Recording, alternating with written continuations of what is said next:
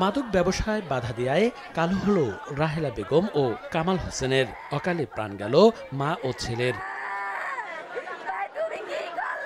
মাদক ব্যবসায় বাধা ও জমি সংক্রান্ত বিরোধ নিয়ে সোমবার সকালে কুমিল্লা সদর উপজেলার পাঁচছবির বসন্তপুর নিজ গ্রামে ছোট ভাই কামাল হোসেনের সঙ্গে কথা কাটাকাটি হয় বড় ভাই বিল্লালের। উত্তেজিত হয়ে এক পর্যায়ে ছোট ভাইকে এলোপাতাড়ি ছুরিকাঘাত করে বড় ভাই। এতে বাধা দিলে মাকেও ছুরিকাঘাত করে বিল্লাল। এতে ঘটনাস্থলেই মারা যায় ছোট ভাই কামাল। গুরুতর অবস্থায় রাহেলা বেগমকে উদ্ধার করে হাসপাতালে নিলে মৃত ঘোষণা করেন চিকিৎসক।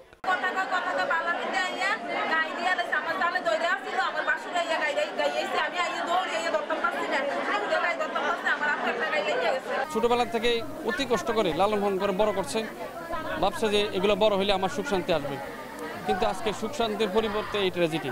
এরকম ঘটনায় একটা সুস্থ মানুষের কাজ না, দৃষ্টান্ত শাস্তি, সমাজ ধ্বংস হয়ে যাবে, সমাজকে রক্ষা করতে হবে। খবর পেয়ে ঘটনাস্থল থেকে হত্যাকাণ্ডের নানা আলামত উদ্ধার করে পুলিশ, পিবিআই ও সিআইডি। তদন্ত সাপেক্ষে বলা যাবে যে হত্যাকাণ্ডের প্রকৃত রহস্যটা কি, তাছাড়া বলা যাবে না। অনেক কথাই বলছে, যাচাই বাছাই করছি, আমরা দেখবো আসলে ঘটনাটা কি আসে। ঘটনার পর থেকে পলাতক রয়েছে অভিযুক্ত বিল্লাল হোসেন। তবে তার স্ত্রী আকলিমা বেগমকে আটক করেছে পুলিশ। সময় সংবাদ, কুমিল্লা।